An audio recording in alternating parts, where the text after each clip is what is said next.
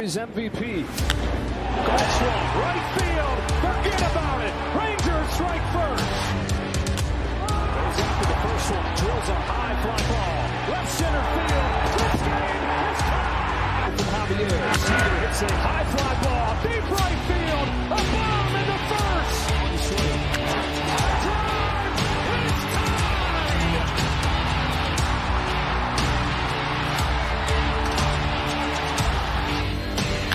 Seager smashes the ball. Down line. Goodbye. Now Seager to right center field. Way back there. Shot again. Corey Seager does it again. It's Rangers win the World Series. The Willie Mays Most Valuable Player Trophy presented by Chevrolet. Is there any doubt? Corey Seager. Hi, and welcome to another edition of Right on Rangers Live, coming at you after a Rangers defeat and a Cowboys victory. And we're going to go through everything here in just a little bit. Let me get everybody online here. Welcome to everybody who is watching live today. Appreciate all you guys. Thank you so much. Let me see if I can get TikTok on track here. There we go. Much better. So, yeah, at least the Cowboys brighten up the Rangers game. Look, I think you got to feel a little bit good for the home fans in Oakland, getting one last win before the team moves to Sacramento next year and later Las Vegas. But I feel like it probably was the way it was supposed to be. Rangers get a pretty good start from Kumar Rocker. We're going to break down everything Rangers in a little bit. We're going to start with Cowboys, work our way into Rangers. We'll enjoy the Corey Seager montage as much as we can this last week before the season comes to an end. But I just want to say a special welcome to everybody. Definitely drop comments, drop anything in the chat that you want to talk about. We are going to get into everything. So a little Cowboys Rangers live for you tonight. Look, let's talk Cowboys to start. I can't say the Cowboys win super thrilling for me. I think it was actually a game where you felt like things were hanging in the balance a little bit more than they needed to. You had the Cowboys winning this game 20-15 against the Giants in New Jersey. I really feel like this Cowboys team is going to be lucky to win 10 games. My prediction at the beginning of the season was 9. I think 9-8 or 8-9 is probably a more realistic finish for this team. I mean, you can't even take care of the Giants, really. It had to come down to a final drive in the fourth quarter. I mean, look, it probably was less in doubt than we think it really was, but you just wanted to see the Cowboys come into New Jersey and not necessarily have a close game, especially after what happened against the Saints. Then you had the Saints getting beat by the Eagles, scoring next to nothing. I felt like that Saints loss to the Eagles just put everything kind of in flux for me. But I am glad the Cowboys just escaped with the W. Not a game you want to be dropping, but I don't know. Does any Cowboys fan have a good positive feeling after tonight's game? Just giving you my honest take. I don't. Look, it's good that they got the win. I think there were a few nice individual performances. We're going to highlight some of those, no doubt. But, and you wanted to see a dominating performance. Look, CBS Sports headline, Dak continues dominance over Giants. I mean, I know collectively Dak has dominated the Giants. They flashed a stat up during the broadcast. Dak is 32-8 against NFC East opponents in his career. I mean, 100% Dak has dominated the NFC East in his time as the Dallas Cowboys starting quarterback. But I wouldn't say tonight was a dominating performance by any means. I mean, look, again, just don't feel like this is a game where you walk away, all is right with the world. I mean, I feel like the Cowboys still have a lot to figure out. You lose a couple of guys. I don't want to say lose as in like they're out long term. We don't know yet, but You lose Parsons late. You lose Diggs late to injury. I don't know. I feel like if those guys are out, this could get rough before it gets better. The Cowboys have a lot of tough games coming up. This Giants game was a little bit of a reprieve, I would say, from the schedule that the Cowboys have the next several weeks. You got the Lions. You got, I believe, the Steelers next up on the road. You got the 49ers looming. There's not a particularly easy game coming up for the Cowboys. This was kind of it. And once again, I know it's a short week. Maybe you throw things out the window a little bit. You don't overreact. It's a short week. The Cowboys, less time to prepare than usual. Nevertheless, the Giants are not a team you feel like the game needs to come down to the last possession. I mean, what, it was 40-0 last year? 40-0 in New Jersey. I was hoping for something more like that. But nevertheless, here we are. Look, the Cowboys, they keep the Giants out of the end zone and completely shut down the rushing attack. I mean, let's focus on the positives here. They ended up, the Giants did with 26 yards on 24 carries. So the defense absolutely came to play. Defense 100% came to play tonight. It didn't allow a single touchdown. I mean, look, that's got to be something positive that you take away. The offense, maybe a little sluggish, stalling out at times here and there, but the defense, 1.08 yards per carry. That plays. And the defense needed to get back on track after an extremely ugly showing against the Saints, where it was basically like candy from a baby the entire game. The Saints scored a touchdown almost on every possession until the fourth quarter when the game was out of reach. So glad to see the Cowboys defense get back on track, not allowing a touchdown, 5 total field goals. Whoever had Graham Gano on the fantasy team tonight, I think you might have done fairly decent. Graham Gano kicking 5 field goals. Aubrey had a pretty nice game as well. Not sure what was up with that last field goal. A peculiar miss from Aubrey late in this one. One that would have sent Cowboys backers home happy. I mean, the spread was 5.5. The Cowboys win by 5. So you take the Giants plus the 5.5, and you end up cashing on a Brandon Aubrey miss late in the game. Painful if you took the Cowboys in this one. Look, I'd be upfront if I did myself. Did not bet the Cowboys to cover in this game. Just 5.5, weird number for me. Didn't feel great about it. I did say at the very beginning of the week, the number was at, I think, Cowboys -4. I did say, jump on that number immediately. Jump on Cowboys -4. You saw the line start going closer to 5.5, 5.5, I should say. And immediately, to me, it was a turnoff. Didn't want to touch that game. Just felt like an odd number. And sure enough, look, 5-point deficit. I mean, these guys in Vegas make money for a reason, but very, very tough way to lose if you back the Cowboys on the Brandon Aubrey miss at the end of the game with 30 to 40 seconds left. Very, very tough.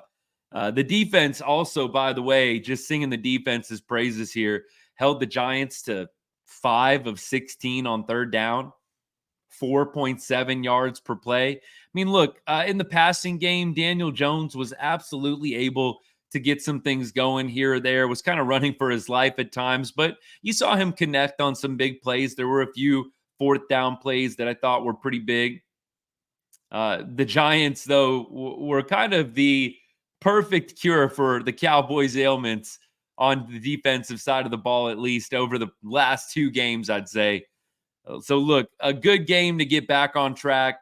Can't say I feel like the Cowboys are back or this is a turnaround point in the season. I'm still pretty apprehensive about how the boys are going to do, especially over this next stretch of games. Again, you got the Steelers, you got the Lions, you got the Niners. There's a bye week mixed in there.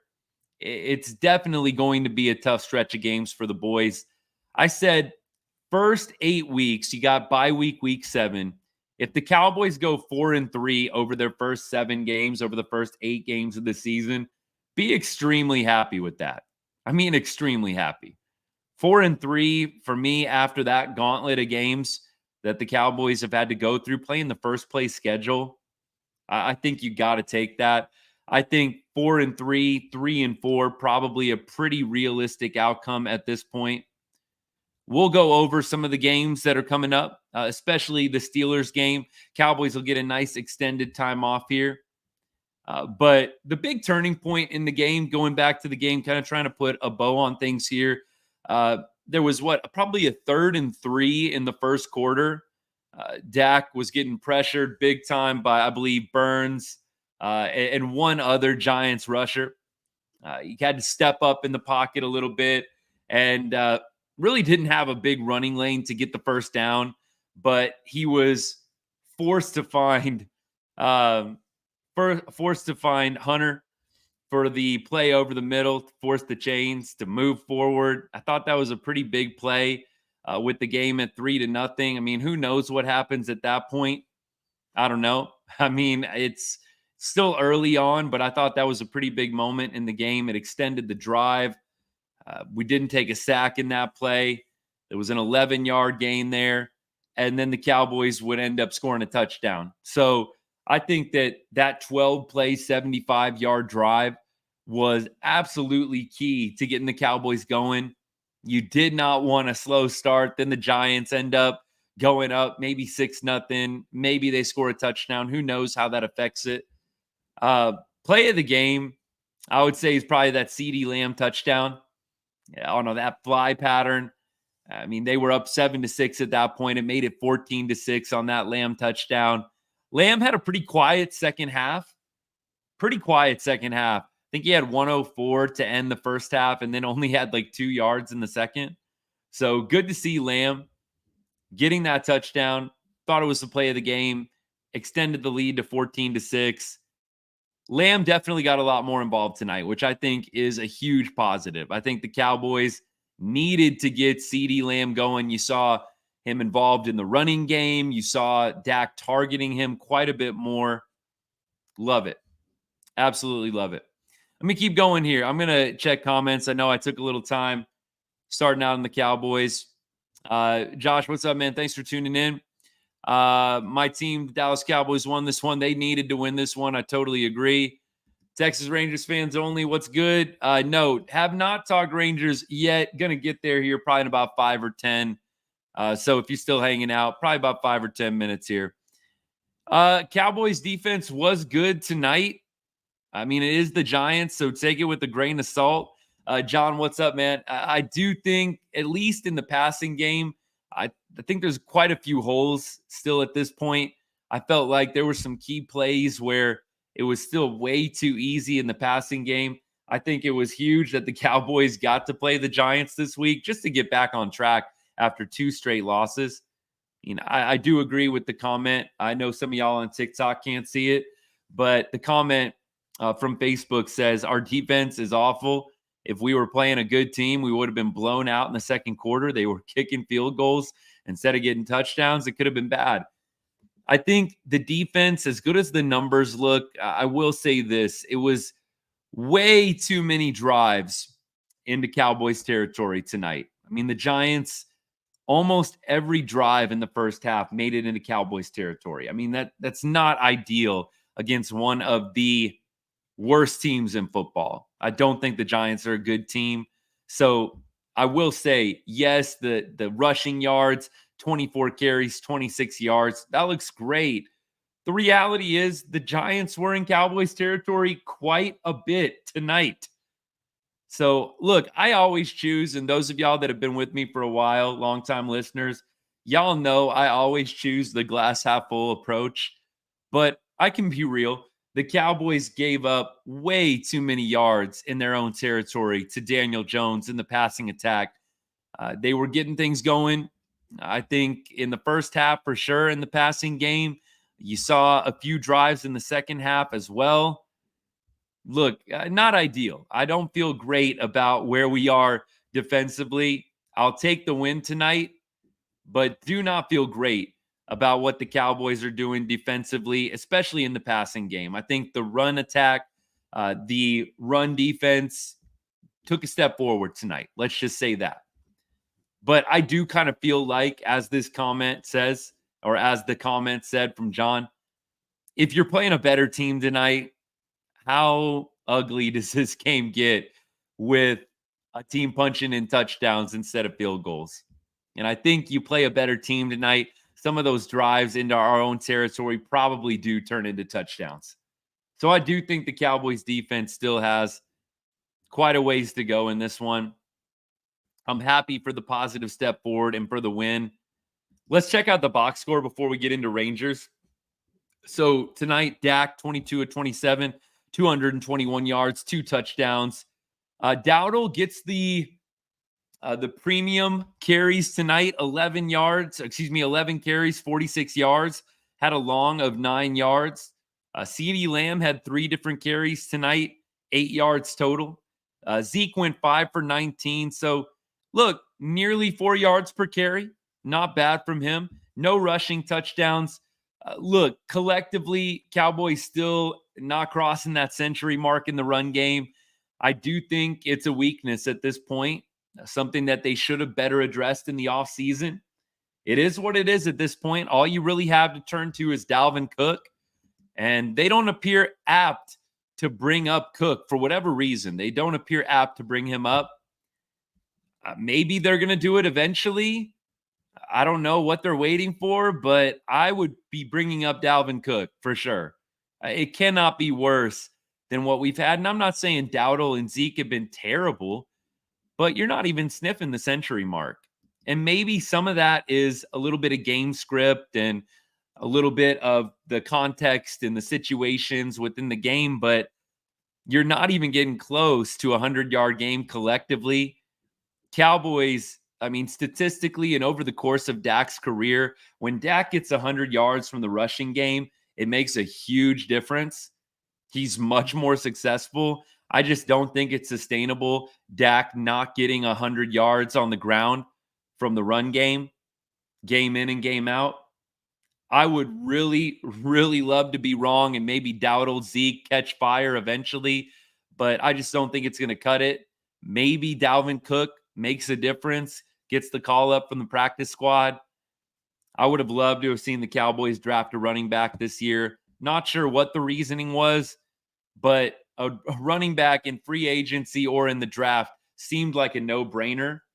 I really don't know what the Jones family was thinking with that decision to not upgrade at all and then do a late, kinda upgrade with Dalvin Cook. Don't get that. Curious move from me, but it is what it is. We're stuck with it at this point.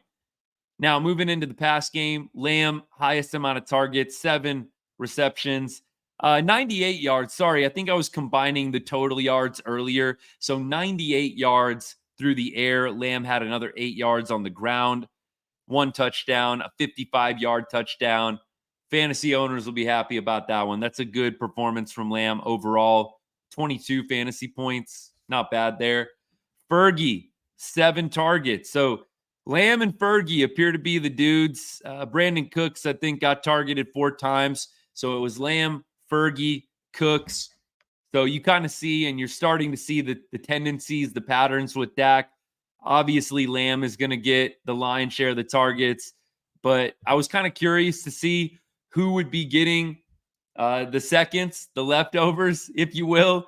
Looks like Ferguson is the next guy up. So Fergie, 7 receptions, 49 yards. Long was 9. So Dak targeting his tight end pretty often in this one. Nothing really else of note here. I mean, you had Tolbert, 3 for 24. Cooks, 1 for 16. Dowdle had a reception. They got Elliott involved a little bit in the passing game. Neighbors for the Giants went off tonight. I mean, 15 targets, 12 receptions, 115 yards. Neighbors is the real deal. Concussion for him tonight.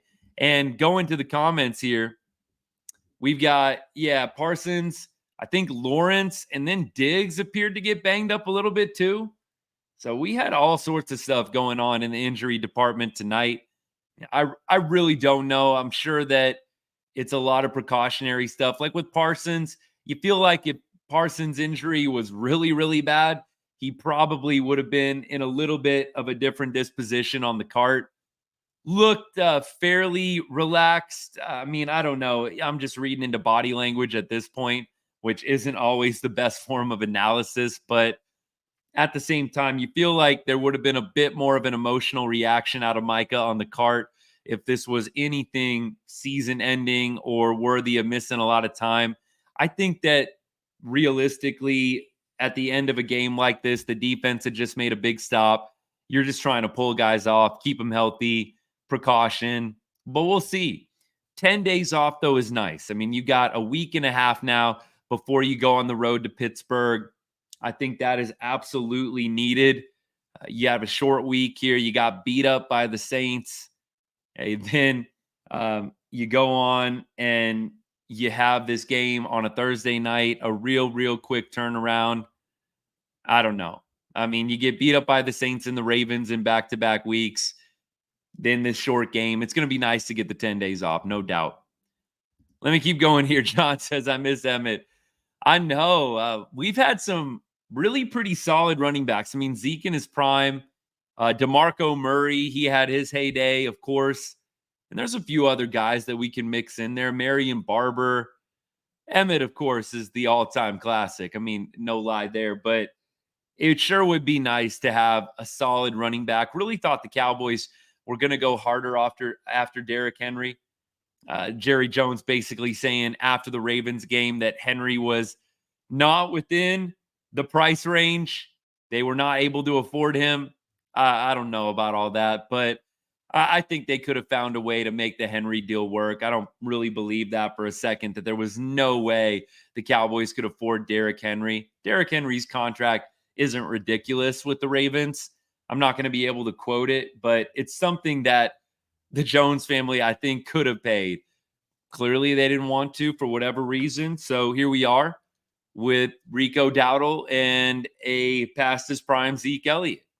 Love the Zeke move, by the way. Don't mind Zeke coming back at all. But could we have upgraded and done a primary secondary thing? Obviously, with Zeke as the secondary. That would have seemed wise. Would have made too much sense almost. Let me keep going here. Thoughts on Deuce Vaughn?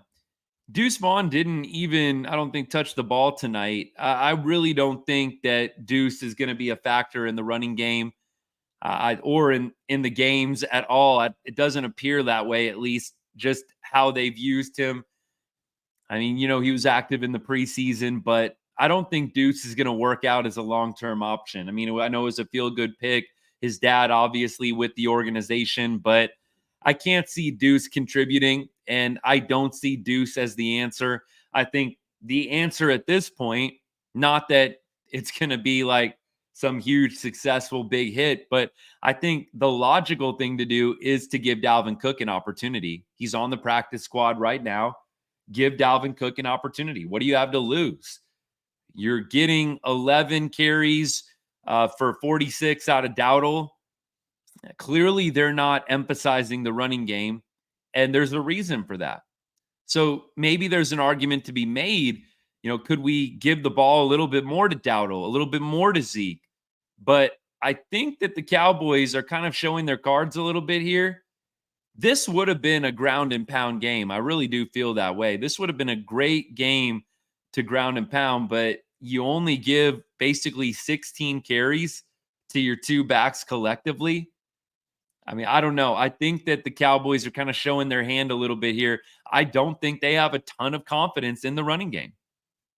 I don't think they have a ton of confidence in it right now.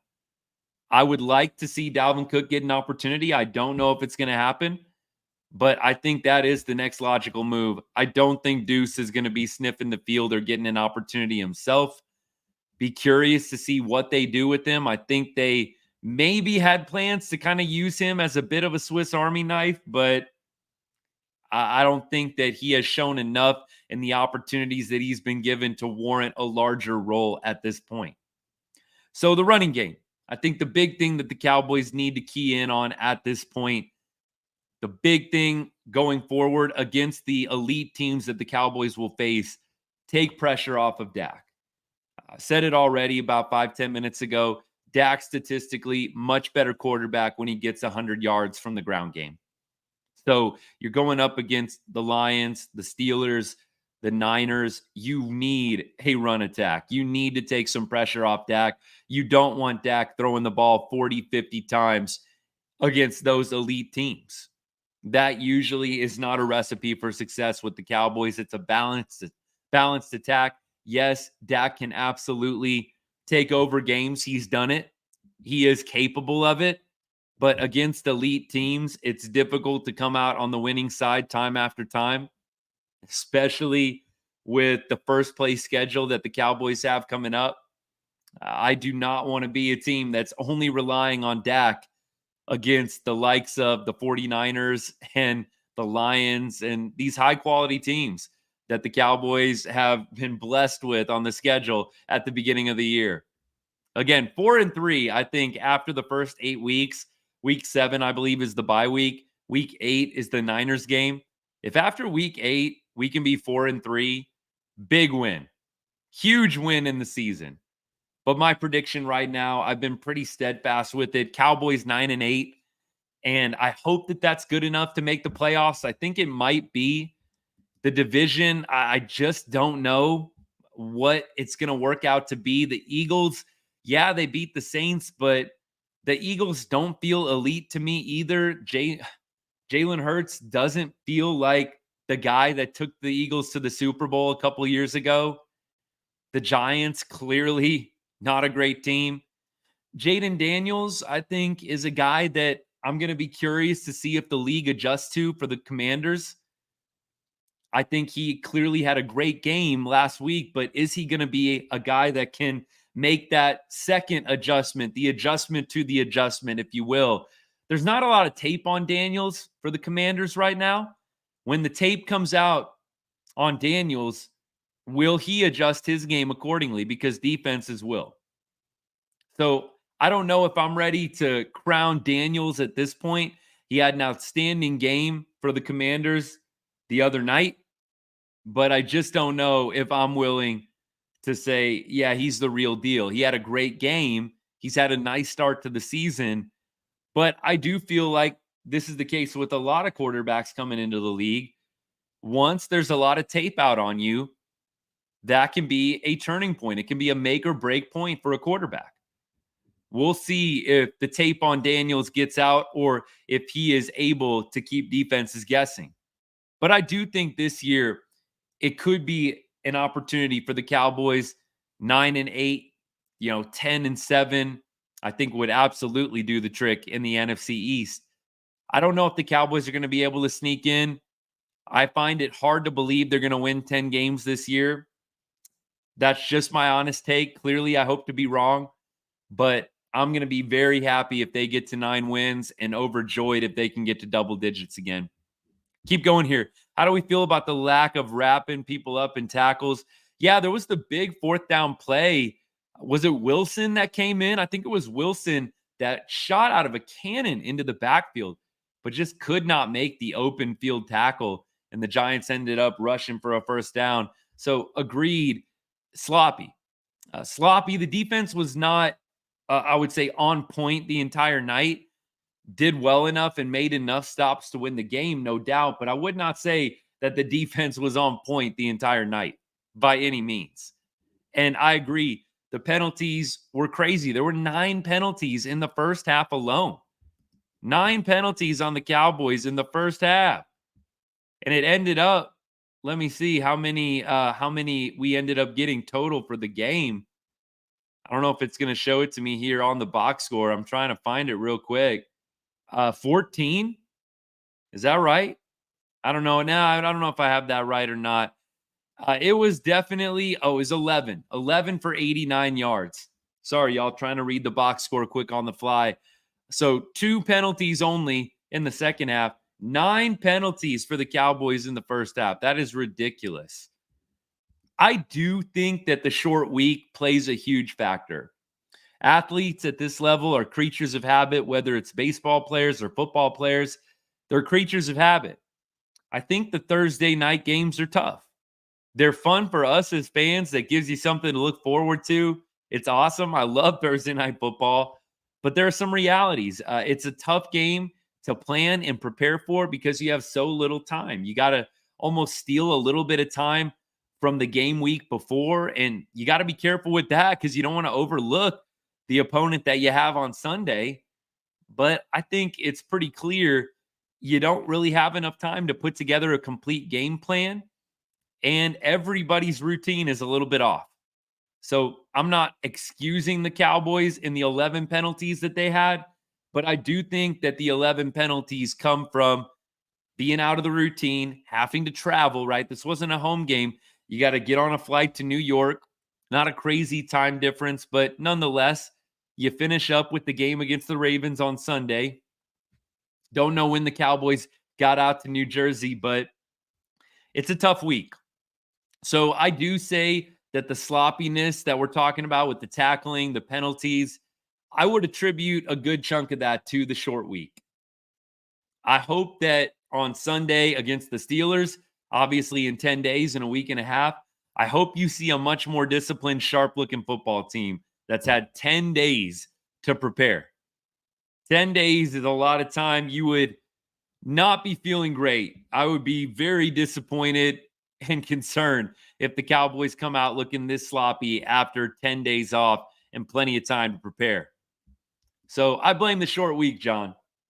I think that when the Cowboys are back to their normal routine, maybe we see something a little bit sharper, a little bit cleaner, but not surprised with only, 3 days in between games, Monday, Tuesday, Wednesday.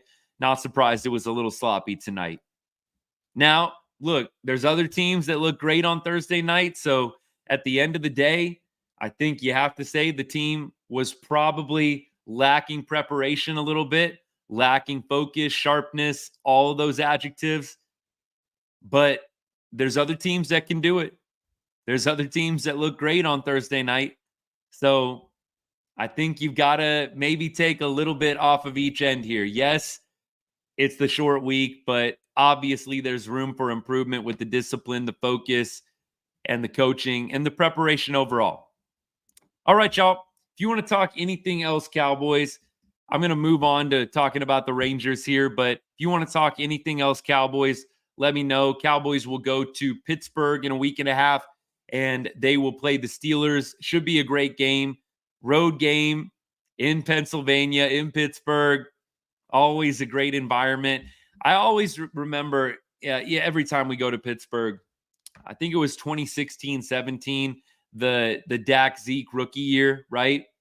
They went to Pittsburgh and won a really tight game, and that was when you kind of started believing in the Zeke and Dak. Sorry, can't talk tonight. In the Zeke and Dak rookie season, they beat that Pittsburgh team in Pittsburgh. Ben Roethlisberger, all the weapons that they had. I think Bell was the running back at that point for the Steelers. That was a big, big game where you really started believing maybe the Cowboys had something. Of course, they'd go on to lose to Aaron Rodgers at home in the playoffs. But I think anytime they go up to Pittsburgh, I remember that game for certain. Of course, there's been a lot of clashes with the Steelers. Classic matchup between the Cowboys and Steelers over the years. Some Super Bowls mixed in there. It's just a great, great rivalry, I feel. And anytime Steelers Cowboys is on, that's just classic NFL football to me. So I'm really excited about the Steelers Cowboys game in a week and a half or so. I think it's going to be great. Let me go on to Rangers here. Again, anything Cowboys you want to throw in, feel free. Be more than happy to talk about it. But we're going to do some Rangers talk here. And look, at the end of the day, I said it to begin the show. This was the last game in Oakland. So like we kind of expressed a couple of nights ago when the A's got the walk-off against us, that was on Tuesday night, you feel good for the home fans there. I feel good for the fans of Oakland. You get to see a winner on the way out. Of course, I want the Rangers to win. Of course, I was hoping the Rangers would get the dub tonight. But after a few hours after the game has ended, you kind of sit back and say, you know what? Good for the fans in Oakland. Glad that they could get a win. last game at the Coliseum before they moved to Sacramento. So I can't be too upset about the game today. I think ultimately it's a pretty typical Rangers game. Low scoring, pitching was pretty solid. Bats did not come to play. And we're going to break down the box score a little bit here and there. But look, what happened to the Oakland A's, I think, is a bit of a travesty. Selfishly, I'm going to enjoy Major League Baseball in Las Vegas. A lot of y'all know I've lived in Las Vegas for about the last 15 years or so, and love Las Vegas and have loved the influx of Major League professional sports teams coming here to the city. Obviously, you've got the Raiders now. You have the Las Vegas Golden Knights, the NHL team. Now you're adding the A's to the mix. I'm excited, but I can absolutely empathize, sympathize with the Oakland fans that are losing a baseball team. Terrible. And a lot of it feels like it's money, greed, if you will. I don't think that the A's had to leave Oakland. I think they could have worked something out.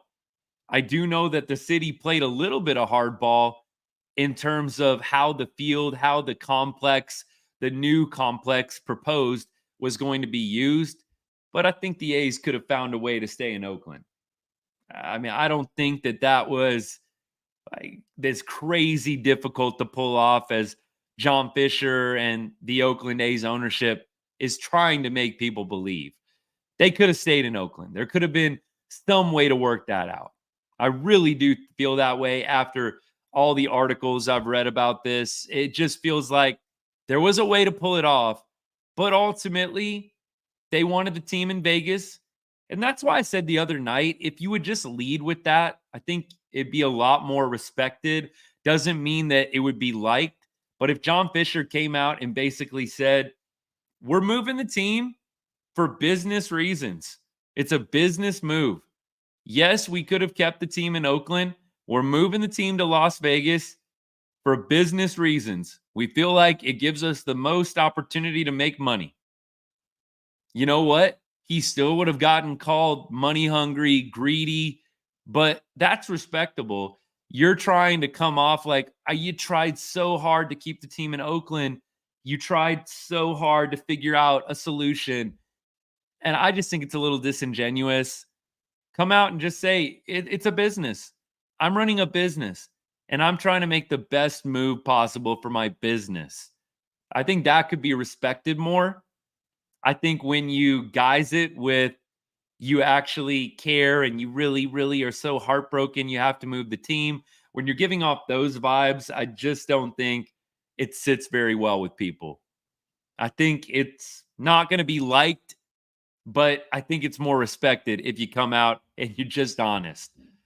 Let me go to comments here. John says the amount of fans in that stadium kind of reminded me of the World Series days. Yeah, last one had to be 89. Of course, they did the three-peat back in the 70s? Early 70s was the three-peat for the A's, I believe. Yeah, it showed me there are fans. Yeah, it showed me too. There are fans there to support the team, but they were not willing to spend their money and put a real team out there for fans to watch. Look, like it or not, if the Rangers were just complete garbage, there were some games that felt like complete garbage this year. I mean, the diehards, all y'all that have watched as many Rangers games as I have this year, you know what I'm talking about. So there's been some garbage games for the Rangers this year, but there's some star players that are fun to watch regardless. Corey Seager, Marcus Semien, Adolis Garcia. The Rangers still have star power. Clearly they're spending money. You've got the pitchers, Evo, you've got DeGrom. The Rangers did not have an awesome season in the win-loss column this year, but the Rangers have spent money to make their team competitive. Doesn't always work out, but they did that. The A's have not. The A's have not done that. And so I think if the Rangers were where the A's are, I don't think there'd be a lot of fans at Globe Life either. I mean, maybe a little bit more, but I don't think there'd be a ton of fans at Globe Life Field if the Rangers had the kind of system that the A's do right now with the payroll and the lineup and trading away anybody that's good as they're getting to their ARB years. I don't know. Maybe I'm wrong on that, but in all of the years that I've watched Rangers baseball, there's been plenty of times. Granted, maybe it has to do with the 90% humidity at the old ballpark in the middle of summertime in Texas, but I feel like I've watched many Rangers games where we were very, very bad and the stadium was empty as a result. I think that we would do better than the A's, absolutely. So, Aaron, I don't know if there's something to disagree about. I still think that the Rangers would outperform what the A's are doing. But my point is, I don't think that the Rangers would be selling out games or getting even close to that if they had the type of roster that the A's did and were spending as little money as the A's are. Again, do I think it would be as painfully bad as the A's attendance is night in and night out? No, I don't. I think the Rangers fans are better than that. I think we would draw more than 6,000. I think you would see, probably between 15 and 25, something like that. The indoor helps a lot. The indoor helps a lot. Nobody wants to go watch a 100-loss team in 90-degree humidity outside. I think Globe Life being inside makes a big difference. But I do think the Rangers fans would not be super apt to get to a game with the kind of roster that the A's have. I don't know. I think that there's been some bare years for the Rangers. You still see some fans come out, but it happens. I mean, look at what's happening in St. Louis. I think we talked about St. Louis about a week ago. I mean, that is a crazy decline in attendance based on what the front office there is doing. So I think going back to the positives, great to see the seats full at the Coliseum. Great to see the seats full. I will echo this sentiment. Aaron, we 100% agree on this. Oakland is a dump. And we're talking about the Coliseum specifically. I mean, the area around it is not super great. And I'm not speaking out of ignorance here or just from what I've seen on TV. I've been to a couple different A's games, not Rangers. My family used to live in the Bay Area for a few different years and was able to go to a couple of those games. The stadium is ugly and not a great place to take in a game. The dimensions, weird. I mean, at that time when I went, the Raiders were still playing football there, so you had the football dynamic. And then just as a super old feeling, just not a very aesthetically pleasing place. And then the area around the ballpark is not super nice either. It's a big reason why I think the Warriors, the Golden State Warriors, moved out from around there. You might remember the Warriors and the A's used to play right there, right next to each other. The Warriors moved. I think they moved to San Francisco. So you've got the Warriors bailing, you've got the A's bailing. It's not a super nice area and not a super nice park. A brand new ballpark would have been great. In fact, some of the renderings of the ballpark that they were proposing to build actually looked really nice. It did seem like that the city was meddling a little bit too much in the use of the stadium. I think the big sticking point, at least one of the big sticking points for the new stadium in Oakland, was that the city wanted some of the grounds of the stadium where the complex was to be used for like low-income housing, which is a nice thought. But at the same time, you've got a billionaire owner who might not want low-income housing around the new baseball stadium. I think that was a sticking point for sure. Of course, the whole public funding, private funding thing, and we talked through this, so I'm not going to go through it forever, but, John Fisher, like it or not, he is in cahoots with the other owners. He doesn't want to pony up his own private money more than what he has to, because then you set a bad precedent for the other owners. If John Fisher puts up $500 million or $750 million, well, then all the other cities, when it comes time for those teams around the league to build their new stadiums, they say, well, John Fisher put up $750 million. Why are we not getting that from our owner? So I think that it's kind of a tough spot. These owners stick together and none of them want to budge to make it worse for the other guy, the other owner around the league, having to pony up more of their own private dollars. So look, there was a lot of back and forth. It didn't work out. I think the A's could have stayed in Oakland. I think it was a possibility, but the reality is John Fisher and the ownership wanted to take the team elsewhere for business reasons. And if you just said that coming out the gate, I think that'd be a lot more respectable. For me, again, it's the boo-hooing, the sappy letter that John Fisher puts out where it's like, oh, we tried so hard and this is such a sad moment. Yeah, dude, you're moving the team for business. Like, it's a business. And if you came out and said that, there'd be some people that still wouldn't like it, but I think they'd respect it more. When you're boo-hooing about it and trying to seem all sappy and sentimental, I think you come off looking disingenuous. If you just came out and said it's about money, we think the team can make more money in Vegas, I think that could be respected a lot more. Yep, let's keep going here. So the game actually from today, not a whole lot for us to really go through, but we're going to try and find some positives here as we move into the weekend. So Marcus Semien, 0 for 4 in his final game in the Coliseum. We actually only had, I believe, 5 Rangers with hits today. Smith, 1 for 3. Langford, 1 for 2 with 2 walks. He's having a strong end to his 2024 campaign. Doley, 1 for 4 with an RBI. Nate Lowe, 1 for 4 with an RBI as well. And then you had Ornelas, 9-hole, going 1 for 3. Look, it was 3-0 early.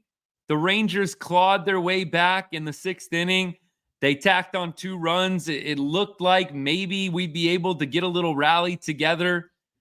Was not meant to be. So in that 6th inning, just to take you back to it, that's probably the biggest moment in the game.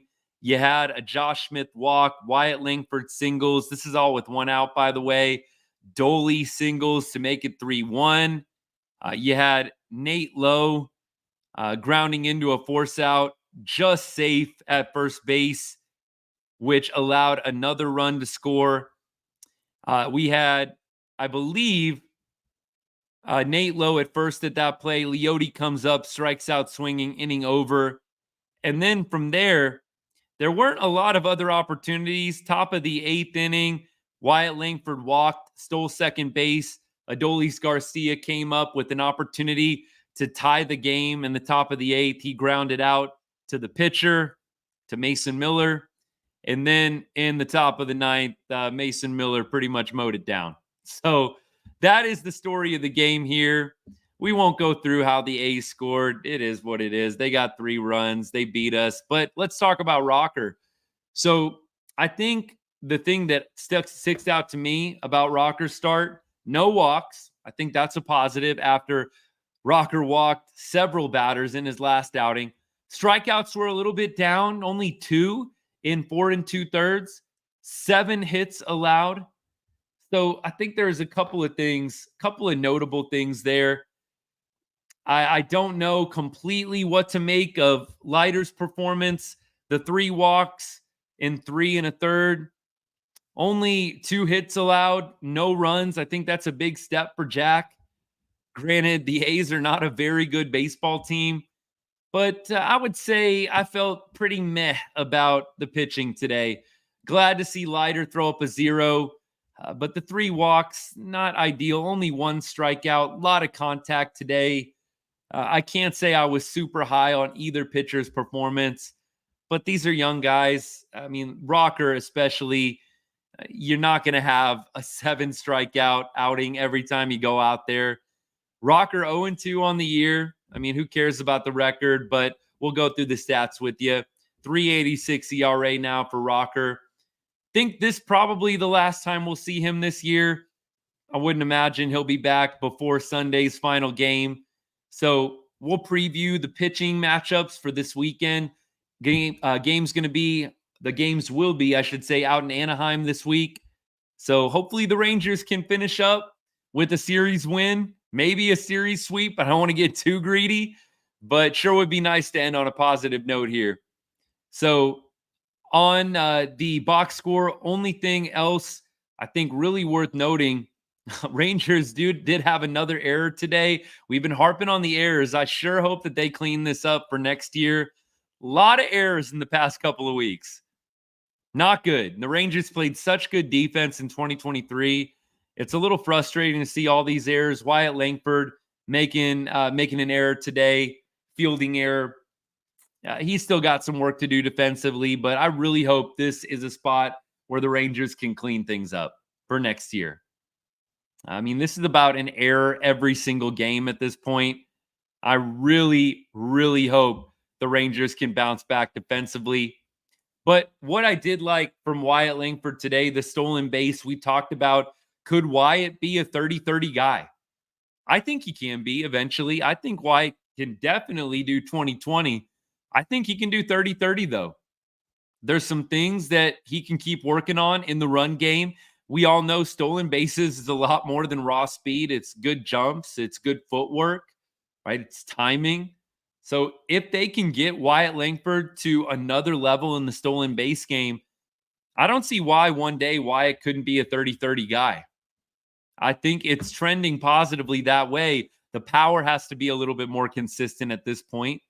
Wyatt at 14 home runs on the season, having played most of the year, missed a month or so. You figure without missing for that hamstring injury, maybe he would have gotten to 20-20 this year, but wasn't meant to be. I do think next year he's going to get to 20-20. I think the big question will be, can he get to 30-30? That's what I'm going to be looking forward to with Wyatt for sure. Natalie says, Leiter was good. Not 100% sure how he'll be used next year, but long-term, he'll be a starter. Aaron actually had the exact same thought. I think he's going to be an innings eater guy. So Urania this year, an innings eater. I think I think Jack Leiter is probably going to fill a similar role. I can't see him making the rotation. You've already got a lot of guys available in the rotation to throw. I can't see Leiter making one of the top 5 spots, even if the Rangers went 6-man rotation. I mean, we just do the math here. And I'm assuming Evo comes back. I know maybe that's a little bit more up in the air, but I'm assuming just for the sake of this argument, this discussion, that Evo's back. You've got DeGrom, you've got Evo, you've got Bradford, you've got Rocker, you've got Malley. You still have John Gray and Dane Dunning. I don't know what the Rangers are going to do with them. Personally, I would like to see John Gray and Dane Dunning in the bullpen, not starting games. I think we've seen enough of Dane Dunning, John Gray starting. It starts out well. It falls off the rails eventually.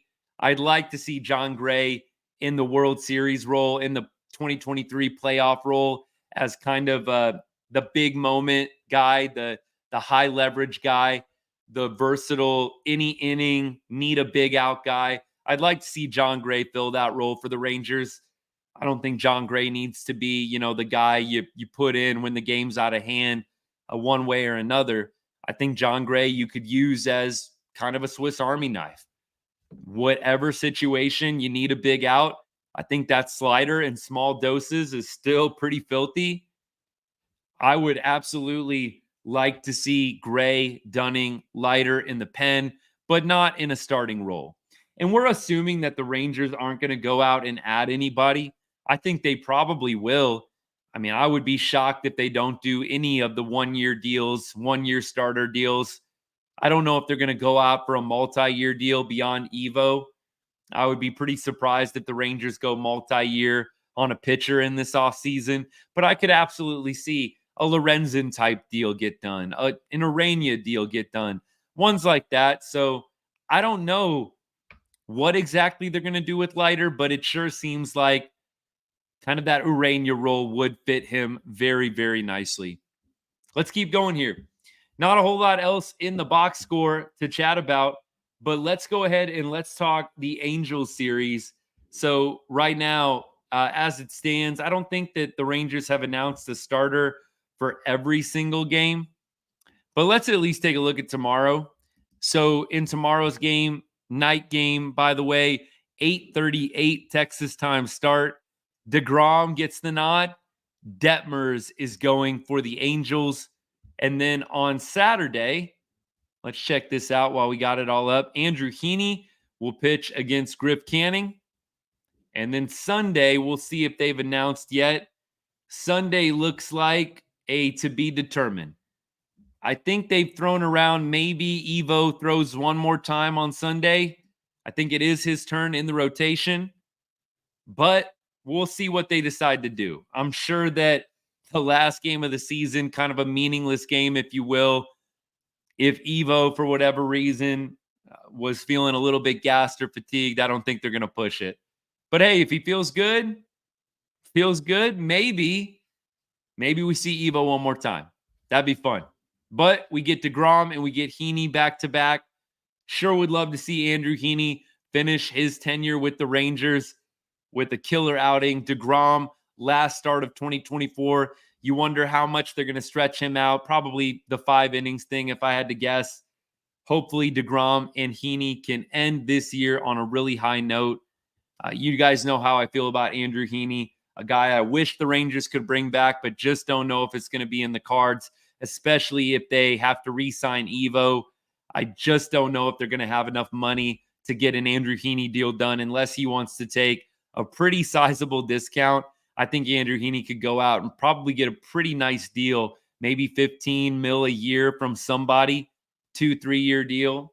I think that would definitely be something that Andrew Heaney is going to be trying to get this offseason.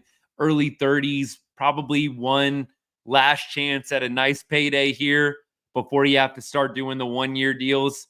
So I would like to see Andrew Heaney really sell himself well on Saturday. And then DeGrom just tomorrow, confidence for 2025 going into the offseason.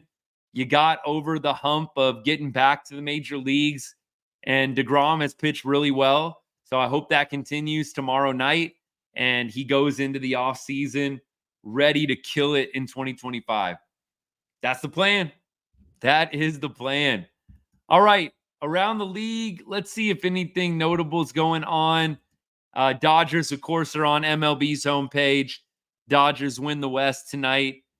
Ohtani achieves another rare feat, 400 total bases. So the records and the milestones keep coming for Shohei Ohtani at this point. Let's see. Yankees crush Orioles to clinch AL East. Freddie Freeman exiting with an ankle injury. We'll have to see what happens there. A's are on the front page, 57 years in Oakland. They say goodbye with a heartfelt win. And I think that's about it. Not a whole lot else in the world of baseball at this point. Let me go ahead and check out comments one last time, and then I think we're going to call it a night. Dodgers, by the way, 11th time in 12 seasons winning the NL West. It's impressive. I mean, and to be completely fair, what the Astros have done winning the West as much as they have in the past 10 years, equally impressive. Dodgers 11 and 12 got to be a little bit above, a little bit ahead of what Houston's doing. But nevertheless, it's definitely something you have to respect. That is prolonged excellence. And of course, Dodgers have deep pockets. I mean, we won't lie about that. I mean, let's just call it like it is. But nevertheless, you've got to prove it on the field. You've got to have results on the field. 11 times in 12 seasons, NL West division title. Pretty solid. Pretty solid. All right, let me keep going here. Comments here. White Sox staved off another loss. What are they at right now? I know they're over 100 losses, but are they going to avoid clinching like the worst record in Major League Baseball history? So they're 39 and 120, or did they already clinch that? Maybe they already clinched it. Worst record in live ball era. Let's see what pops up here.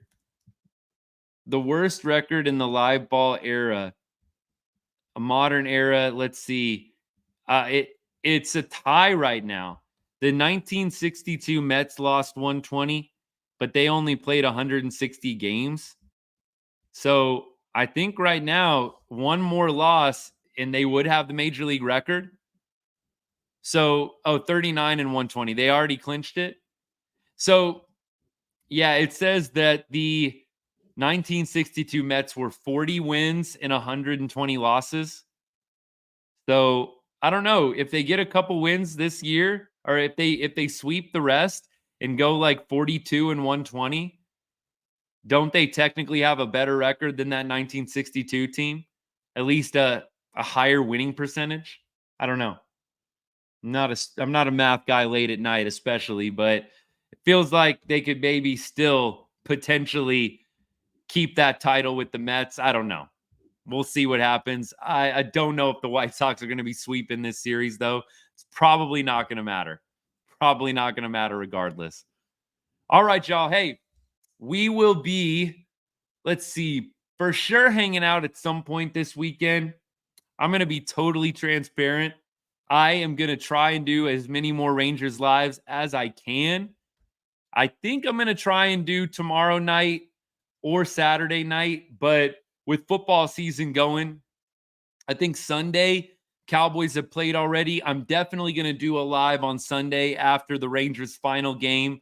I don't know if I'll do one every single game, Friday, Saturday, Sunday. So if you don't see me Friday, Saturday, one of the two, you know what's up. But I'll definitely be back on Sunday to do a Rangers live for the final game and maybe one other weekend. But I've got a few things going on this weekend. Going to be a little bit busy. I think some of y'all know I coach football. One of the many things that I do. And we have games on Saturday. So I'll be a little bit busy with that, but I'll see what I can squeeze in. Maybe I can go all three, but likely maybe live after 2 out of 3 with Sunday being the definite. So that's the plan. Hopefully it'll be after some Rangers wins. And like I said, I've been plugging this for a while, but I will be going live to do a podcast weekly, Rangers off-season editions. So we'll be talking about rumors. We'll be talking about transactions, things that are flying around social media. And we have a couple of other ideas for some fun segments to do with you guys too. So that'll probably be a weekly pod, a weekly live, maybe on Wednesdays. I think we kind of settled on Wednesday. So I hope you'll continue to join us in the offseason to talk Rangers baseball. Clearly, there's going to be a lot of other sports going on, but Wednesday's kind of a nice day. You don't really have football. Basketball and hockey will start up and be on Wednesdays, but whatever. If you can't catch us live, catch us on the replay on Facebook or YouTube. You know the drill, but I do hope you'll hang out in the off-season months as we start looking forward to 2025. I think it's going to be a great year in 2025. I really do.